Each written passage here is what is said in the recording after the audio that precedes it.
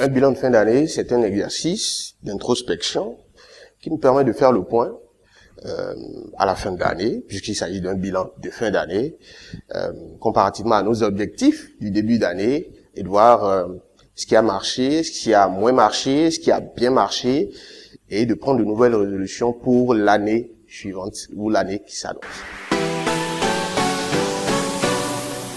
Tout le monde peut faire un bilan parce qu'il s'agit de regarder en soi-même, puisqu'il s'agit d'un exercice d'introspection, et d'essayer de voir où est-ce qu'on en est. Il s'agit d'un point d'étape en griffe. C'est essayer de voir où est-ce qu'on en est parce qu'on a un plan. Vous ne faites pas de bilan d'étape si vous n'avez pas de plan. Vous regardez juste en arrière, dans le cas contraire. Donc, vous faites un bilan parce que vous avez un plan et vous essayez de voir où est-ce que vous en êtes dans ce plan. Et donc, c'est pour tout le monde, dans son processus naturel d'entropie, à un moment donné de se dire, j'ai voulu faire ceci, maintenant j'en suis à tel niveau, il me reste ceci à faire, comment je fais? Donc, tout le monde peut faire un bilan.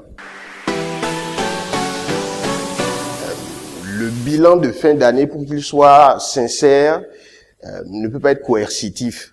Il peut pas être obligé, parce que si ça doit être encore quelque chose de rébarbatif pour vous, vous n'allez pas le faire de bon cœur. Il faut avoir un peu de sagesse pour être objectif envers soi-même. C'est nécessaire de faire un bilan, c'est nécessaire, qu'il soit en fin d'année ou en fin du mois ou en fin de semaine, c'est des points d'étape. C'est utile.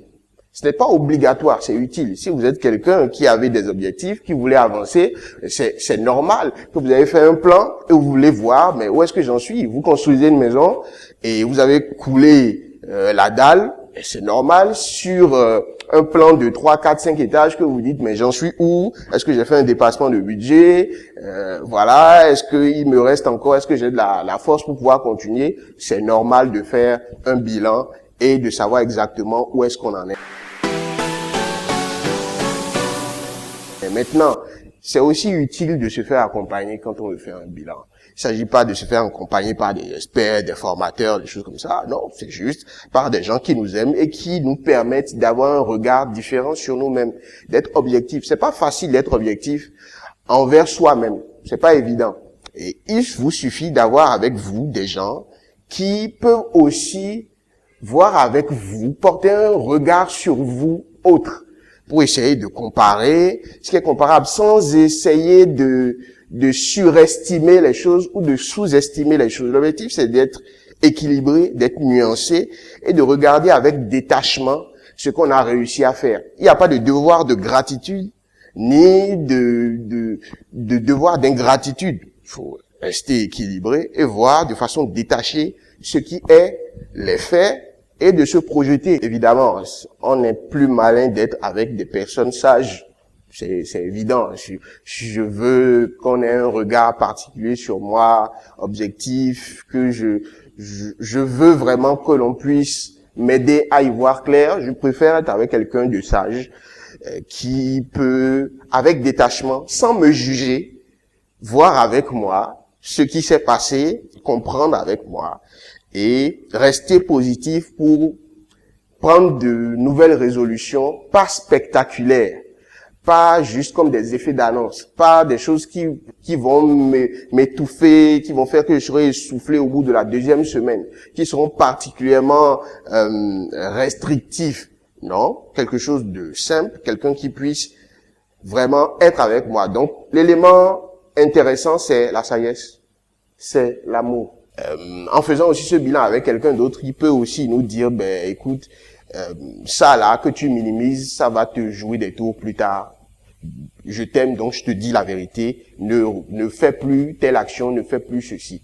Donc, les points intéressants pour nous aider à trouver ceux qui peuvent être avec nous, c'est la bienveillance, c'est le non-jugement, c'est l'amour et c'est la sagesse.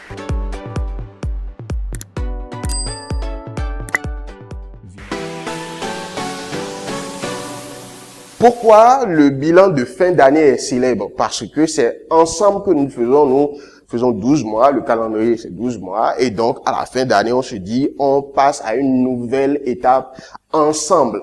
Donc c'est propice ensemble de faire une espèce de point, l'atmosphère est propice. Mais moi, j'estime que attendre 1 an, 12 mois, 365 jours pour ajuster son comportement ou un plan, c'est pas vraiment la meilleure des choses à faire quand on a des objectifs élevés. C'est pas évident. Vous attendez 365 jours pour vous remettre en question. C'est un peu difficile. Tous les jours, c'est pas mal. Toutes les semaines, c'est bien. Tous les mois, bon, comprenez. Si vous le faites tous les ans, vous avez une chance de vous remettre en question. Tous les mois, vous avez 12 chances de vous remettre en question. Tous les jours, vous avez 365 chances de vous remettre en question. Bon, le calcul est vite fait, hein. Comprenez que le bilan de fin d'année, c'est fait un moment de fête, de joie, d'euphorie. Et bien souvent, on n'a pas le temps. En tout cas, pour beaucoup, on n'a pas le temps. Et on dit même, j'espère que je pourrai trouver un petit temps avec moi-même. Et c'est dans ce petit temps que vous allez faire cette introspection, que vous allez voir en vous-même et prendre de grandes décisions sur toute une année. Ce n'est pas rentable. C'est un autre piège. Vous prenez quelques heures pour prendre des décisions qui vont influer sur toute une année. Non, c'est pas ce qu'il faut faire. Ça ne marche pas. Si ça marchait, on le ferait, mais comme ça ne marche pas, on décide de ne plus faire comme ça. Même si vous êtes entouré, même s'il y a des gens bienveillants autour de vous, ce n'est pas la meilleure chose à faire. Vous ne pouvez pas condamner 365 jours et avoir du détachement, du recul suffisant pour faire une bonne analyse de toute une année en très peu de temps, alors que vous devez gérer femme et enfants, ou mari et enfants, les amis, gérer tout ce qui est, il y a comme événements sociaux, aller voir des gens, rester souriant parce qu'on est en période de fête, même si vous êtes déprimé, même si vous n'avez pas envie vraiment de sortir. Vous faites tout ça et vous espérez vraiment pouvoir être pertinent dans une analyse et faire des choses, des vrais plans sur une année, sur l'ensemble des domaines que vous avez réussi à voir là, vous culpabilisant et vous espérez avoir du résultat, c'est faux. Ça ne marche pas. On ne fait pas ça. Il y a un piège à faire un bilan de fin d'année exclusivement parce qu'il y a une trop grande charge que l'on met sur ce temps-là. C'est la fin d'année, c'est les fêtes, on est dans un moment d'euphorie et en plein moment d'euphorie où l'on se dit qu'ensemble on devrait être reconnaissant, d'être encore vivant, d'être avec les gens qu'on aime. En plein moment d'euphorie, on se dit, tiens, il faut que je change, il faut que je fasse ceci. Perte de poids, lire des livres, commencer un nouveau business, être plus gentil, ainsi de suite, ainsi de suite. Et on met plein de choses sur ce petit moment-là. Or, il s'agit de changements de comportement. Il s'agit de nouvelles habitudes qui ne peuvent pas être déclenchées juste pour plaire à des gens. Donc, il y a beaucoup de choses qu'il faut éviter de mettre dans un bilan de fin d'année parce qu'il y a des pièges évidents. Un, la motivation de votre bilan de fin d'année. C'est pour plaire, c'est juste parce que ça fait feeling de le faire en fin d'année, c'est ça? Ou c'est parce que vous avez des objectifs, vous voulez changer quelque chose, vous voulez améliorer quelque chose, que vous décidez de faire cette action-là. Parce que, deuxième piège, il ne faut pas minimiser la portée de l'action. Il ne faut pas minimiser le fait que ça va vous déranger parce que ce n'est pas de vos habitudes. Donc, ça va bousculer votre programme. Il y aura des moments où vous n'aurez pas envie de faire. Et dès que ces moments vont arriver et que la motivation n'était pas pertinente, vous allez abandonner. Et quand vous allez abandonner, vous allez vous dire que vous êtes un lâcheur, vous êtes un faible, vous êtes un loser. Oh, c'est pas vrai. C'est juste la motivation par rapport à ce challenge-là qui n'était pas la bonne. Vous avez voulu lire plusieurs livres dans l'année. D'accord. Mais pourquoi? Vous ne vous êtes pas posé la question réellement du pourquoi. C'est pour avoir un avantage sur vos camarades, enfin sur vos collègues. C'est pour être plus cultivé. Pourquoi? Le pourquoi est important. Une fois que vous avez réussi à comprendre le pourquoi et que vous êtes prêt à faire ce sacrifice, à faire cette action, quand viendra les moments durs, vous allez tenir et à la fin de l'année, vous allez vous rendre compte que vous avez vraiment pu faire quelque chose, vous avez pu atteindre vos objectifs. Troisième piège, c'est de se dire que comme j'ai juste fait un peu, j'ai rien fait. Non, c'est pas vrai. Vous avez voulu lire 18 livres, vous en avez lu 2. c'est toujours 2 de plus que si vous n'avez rien fait.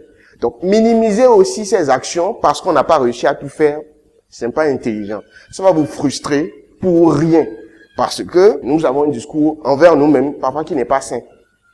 Si je mets à parler à votre cadreur tout de suite en lui disant mais qu'est-ce que tu fais comme ça? Tu es un imbécile. À ton âge, on ne fait pas des choses comme ça.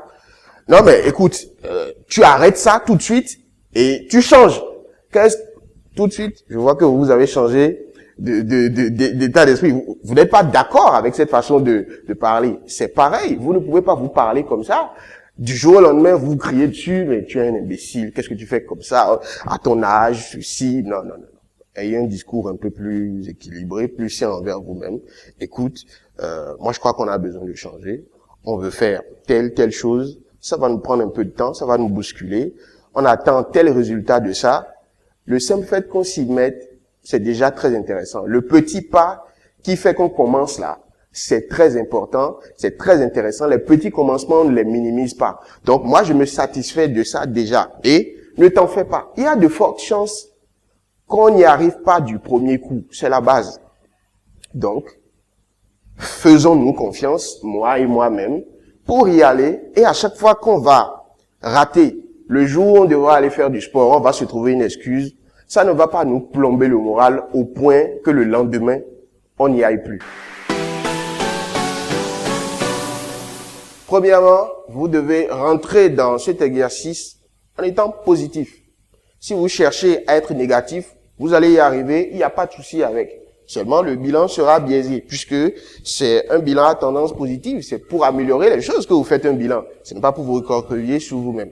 Donc, rentrez dans le bilan avec cette attitude positive envers vous-même.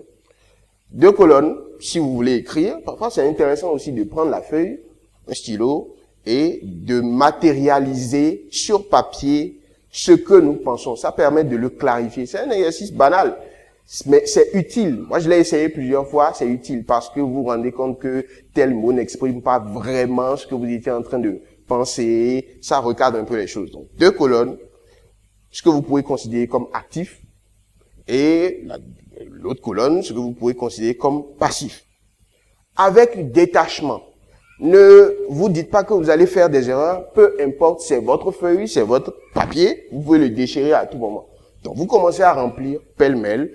Ici, c'est un actif. Là, je suis content. Là, je suis pas content. Ceci, je suis arrivé à faire. Mais à chaque fois que vous vous rendez compte, que vous voulez vous comparer à quelqu'un d'autre, mettez ça à côté.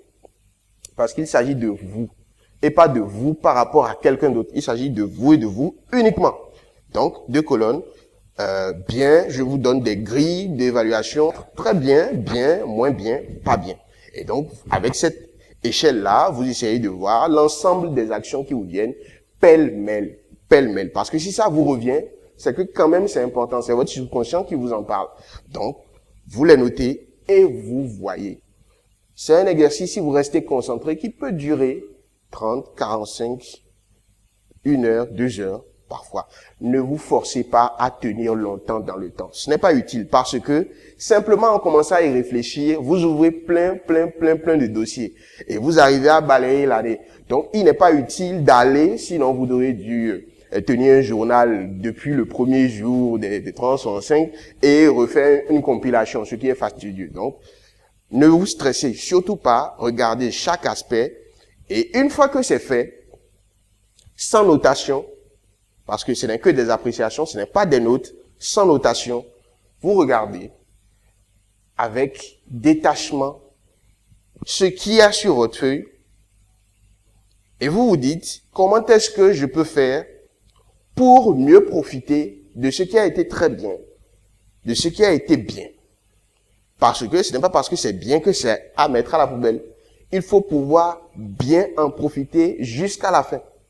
Maintenant, pour ce qui a été moins bien et pas bien du tout, comment est-ce que je peux faire pour réparer ça, pour l'améliorer, ou peut-être même pour faire avec, si j'ai l'intelligence de voir que je ne peux rien y faire, ou comment est-ce que je peux mieux gérer ça. Et une fois que j'y pense comme ça, je fais des propositions encore pêle-mêle, j'essaie de voir, voilà, pour tel aspect, je peux faire ceci, à chaque fois avec bienveillance pour vous-même. Ne vous violentez pas. En tout cas, à cette étape, À cette étape-là, ne vous violentez pas. Considérez-vous comme un roi. Quand vous devez convaincre un roi, vous vous dites bien, attention, il faut que je lui parle avec déférence, il faut que j'anticipe sur ses besoins, il faut que j'anticipe sur ses réactions. Et donc, comme vous êtes roi et que vous vous connaissez et que vous vous respectez, vous dites, ah, le roi que je suis, la reine que je suis, comment est-ce que je pourrais faire en sorte de lui faire changer de comportement ou de lui faire changer d'attitude ou d'habitude par rapport à tel ou tel aspect. Et une fois que vous allez dans cette démarche d'excellence, de déférence, d'amour et de respect envers vous-même, les solutions faciles commencent à sortir et vous pouvez les appliquer. Donc, voilà, une méthode très simple pour faire un bilan. Ce n'est pas compliqué, ce n'est pas quelque chose de rébarbatif, c'est un point d'étape. Prenez un petit temps pour vous-même, avec vous-même. Vous le faites parce que c'est de l'introspection d'abord. Et une fois que vous avez regardé en vous-même, vous pouvez en parler avec d'autres. Ce n'est pas le contraire. Ce n'est pas ce que les autres vont dire de vous qui vous fera regarder en vous-même. Vous regardez en vous-même d'abord et vous portez un bon regard sur vous et ensuite vous écoutez et vous faites les ajustements. C'est aussi simple que ça. Nous sommes un cabinet privé d'orientation et de réorientation professionnelle. Nous aidons les élèves, les parents, les étudiants, les jeunes professionnels à trouver les meilleures formations, profils de formation, les meilleurs métiers qui leur correspondent en fonction de leur personnalité, en fonction de leurs moyens, en fonction des choses qu'ils veulent, les ambitions qu'ils ont. Et nous le faisons déjà depuis 2017. C'est avec beaucoup de plaisir à chaque fois qu'on accueille nos clients.